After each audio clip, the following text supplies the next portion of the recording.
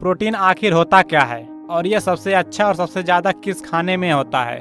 नमस्कार दोस्तों, आपका स्वागत है रोग अनुसार में एक और इम्पॉर्टेंट वीडियो के साथ। दोस्तों, प्रोटीन एक ऐसा मैक्रोन्यूट्रिएंट्स होता है जिसकी हम में से ज़्यादा लोगों के शरीर में कमी पाई जाती है और यही वजह है कि हमारे देश भारत में सिर्फ 70 से 80% लोगों का शरीर किसी न किसी तरह से प्रोटीन की कमी का शिकार हो जाता है। इसलिए यह भी संभव है कि उन लोगों में से एक आप भी हो सकते हैं। दरअसल प्रोटीन हमारे शरीर और हमारे द्वारा खाए गए खाने में मौजूद होता है। इसलिए जब हमारे शरीर को खाना खाने के जरिए सही मात्रा में प्रोटीन नहीं मिलता तो हमारा शरीर अपने अंदर की ही मांसपेशियों को तोड़कर प्रोटीन की जरूरतों को पूरा करने की कोशिश करने लगता है, जिससे कि दुबलेपन का शिकार होने के साथ साथ हड्डियों की कमजोरी, त्वचा में समस्या, बालों का झड़ना और टूटना और फैटी लीवर की समस्या और शरीर में तेजी से चर्बी का बढ़ना प्रोटीन की कमी के संकेत हो सकते हैं। लेकिन यहाँ समस्या यह है कि अक्सर लोगों को पता ही नहीं होता कि प्रोटीन क्या होता है, इसका हमारे शरीर में क्या काम होता है, जिसकी वजह से जब भी प्रोटीन का नाम आता है तो लोगों का ध्यान सिर्फ प्रोटीन सप्लीमेंट मतलब कि वे प्रोटीन की तरफ जाता है और उन्हें ऐसा लगता है कि प्रोटीन की मुझे क्या जरूरत है। इसकी जरूरत तो केवल उसे है जो बॉडी बिल्डिंग या फिर जिम करते हैं। लेकिन ऐसा सोचना पूरी तरह से गलत है, क्योंकि प्रोटीन एक ऐसा पोषक तत्व होता है जिसकी बच्चे, बूढ़े, जवान, औरत और जिम करने वाले और घर पे बैठे रहने वाले हर किसी को अलग अलग मात्रा में जरूरत पड़ती है। लेकिन प्रोटीन सिर्फ सप्लीमेंट में ही नहीं बल्कि हमारे द्वारा खाए जाने वाली कई सारी चीजों में भी मौजूद होता है। यही वजह है कि इसे हर हाल में हमें अपने खानों के जरिए पूरा करना बहुत जरूरी होता है। इसलिए आज की इस वीडियो में हम आपको बताएंगे कि प्रोटीन क्या होता है, प्रोटीन वजन बढ़ाने और वजन घटाने में किस तरह से मदद करता है, एक दिन में कब और कितना प्रोटीन लेना चाहिए, कौन से खाने की चीजों में सबसे ज्यादा प्रोटीन पाया जाता है, प्रोटीन सप्लीमेंट का इस्तेमाल करना सही है या गलत, इन सभी सवालों के जवाब हम आपको इस वीडियो में बताने वाले हैं। दोस्तों, वीडियो को लाइक करना ना भूलें और इससे हमारा कोई बेनिफिट्स नहीं होता है, बस हमारा मोटिवेशन अप हो जाता है। और अगर आप हमारी वीडियो को लाइक करते हैं, पसंद करते हैं, साथ ही चैनल को सब्सक्राइब कर दें और बेल आइकन को दबाने के साथ ही ऑल नोटिफिकेशन का ऑप्शन दिखेगा, उसे दबाना बिल्कुल भी ना भूलें, क्योंकि जब भी मैं नई वीडियो अपलोड करूं तो उसकी नोटिफिकेशन आपको आपके मोबाइल पर मिल जाए। इसके लिए ऑल नोटिफिकेशन जरूर सेलेक्ट करें। तो दोस्तों, सबसे पहले आपको यह समझना चाहिए कि प्रोटीन आखिर होता क्या है। दोस्तों, हम जो भी खाते हैं उसमें दो तरह के पोषक तत्व पाए जाते हैं, मतलब कि दो तरह के न्यूट्रिएंट्स पाए जाते हैं, जिनमें पहला माइक्रो न्यूट्रिएंट्स और दूसरा मैक्रो न्यूट्रिएंट्स। माइक्रो न्यूट्रिएंट्स की श्रेणी में विटामिन और मिनरल्स आते हैं जिसकी हमारे शरीर को कम मात्रा में जरूरत पड़ती है, जबकि मैक्रो न्यूट्रिएंट्स की श्रेणी में कार्बोहाइड्रेट, प्रोटीन और फैट आते हैं जिसकी हमारे शरीर को ज्यादा मात्रा में जरूरत पड़ती है। दोस्तों, प्रोटीन हमारे शरीर में जाने के बाद अमीनो एसिड में टूटता है और हमारे शरीर को ठीक तरह से काम करने के लिए 20 तरह के अमीनो एसिड की जरूरत पड़ती है, जिसमें 11 अमीनो एसिड ऐसे होते हैं जिसे हमारा शरीर खुद ही बनाते हैं, जबकि उनमें से 9 अमीनो एसिड होते हैं जो कि एसेंशियल होते हैं और इसलिए इसे खाने की चीज़ों के जरिए पूरा करना बहुत ज़रूरी होता है, क्योंकि हर अमीनो एसिड का हमारे शरीर में अलग अलग काम होता है।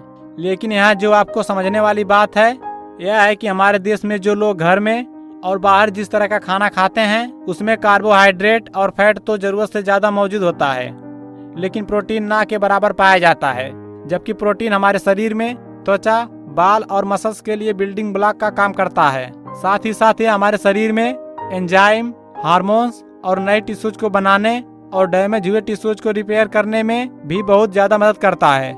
यही वजह है कि प्रोटीन वजन बढ़ाने और वजन घटाने दोनों ही सिचुएशन में बहुत ही जरूरी होता है, क्योंकि प्रोटीन ही होता है जो शरीर में गोश्त की मात्रा को बढ़ाने के साथ साथ चर्बी को कम करने में भी बहुत मदद करता है।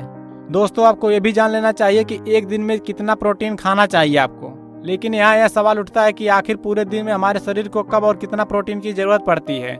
दोस्तों, दूसरे पोषक तत्वों की तरह प्रोटीन की भी हमारे शरीर को जरूरत पड़ती है, इसलिए सिर्फ एक्सरसाइज के बाद या फिर रात में प्रोटीन का सेवन करना काफी नहीं है, जबकि सुबह, दोपहर और एक्सरसाइज से पहले या एक्सरसाइज के बाद और रात के खाने में भी प्रोटीन का होना बहुत जरूरी होता है।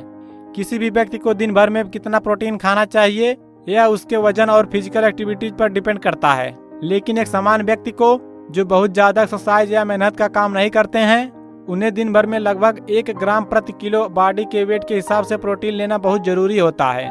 इसका मतलब है कि अगर किसी व्यक्ति का वजन 50 किलोग्राम है तो उसे दिन भर में कम से कम 50 ग्राम प्रोटीन का सेवन जरूर कर लेना चाहिए। अगर वह व्यक्ति बहुत ज्यादा एक्सरसाइज और मेहनत न करता है तो अगर कोई व्यक्ति बहुत ज्यादा एक्सरसाइज या मेहनत करता है तो ऐसे में उसके शरीर को आम लोगों के मुकाबले ज्यादा प्रोटीन की जरूरत पड़ती है। इसलिए उसे 1.5 से 2 ग्राम प्रति केजी बॉडी के वेट के हिसाब से प्रोटीन लेना चाहिए।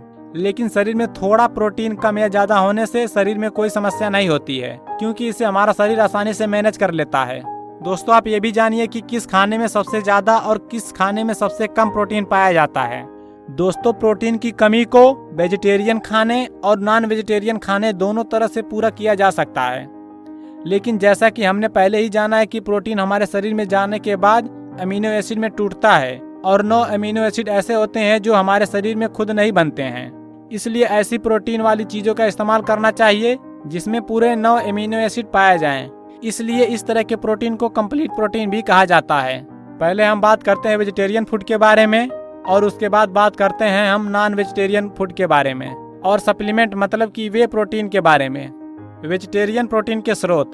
दोस्तों, वेजिटेरियन भोजन में दूध, पनीर, सोयाबीन कंप्लीट प्रोटीन का सोर्स है, क्योंकि इसमें पूरे 9 अमीनो एसिड मौजूद होते हैं। इसके अलावा चना, बीन्स, दाल, सोयाबीन और मूंगफली में भी प्रोटीन मौजूद होता है, लेकिन यह कंप्लीट नहीं होता है क्योंकि इसमें अमीनो एसिड नहीं पाया जाता है, जो कि हमारे शरीर के लिए बहुत जरूरी होता है।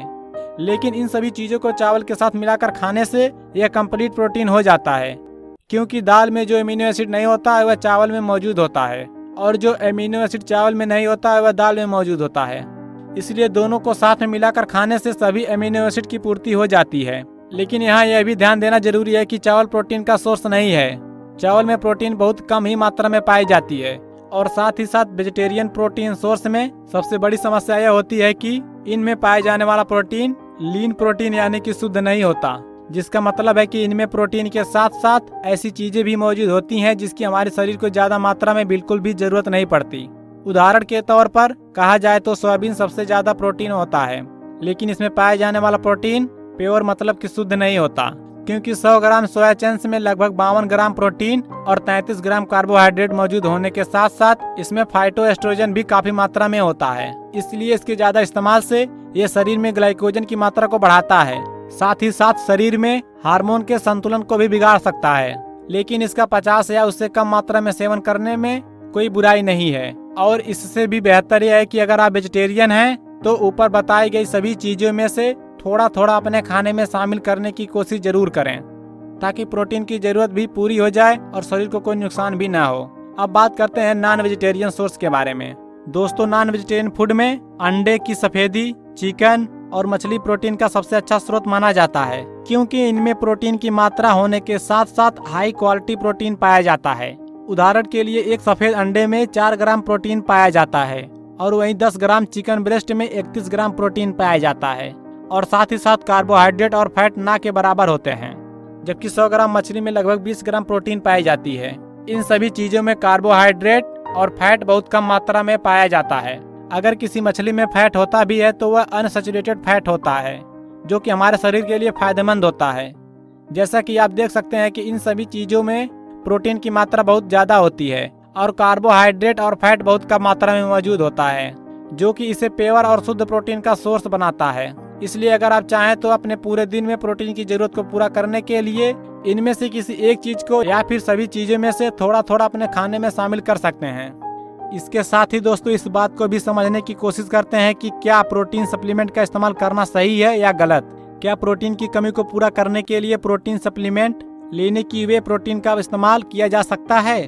दोस्तों, इसका जवाब है कि आप इसका इस्तेमाल बिल्कुल कर सकते हैं। अगर आप खाने की चीजों के जरिए प्रोटीन की कमी को पूरा नहीं कर सकते तो आपके लिए प्रोटीन सप्लीमेंट का इस्तेमाल करना एक बेहतर ऑप्शन हो सकता है, क्योंकि वह प्रोटीन दूध से बनाया जाता है।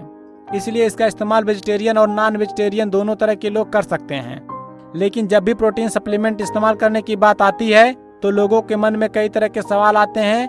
वह प्रोटीन बनता कैसे है और क्या इसे बनाने में किसी केमिकल का इस्तेमाल किया जा सकता है? किस केमिकल का इस्तेमाल किया जाता है?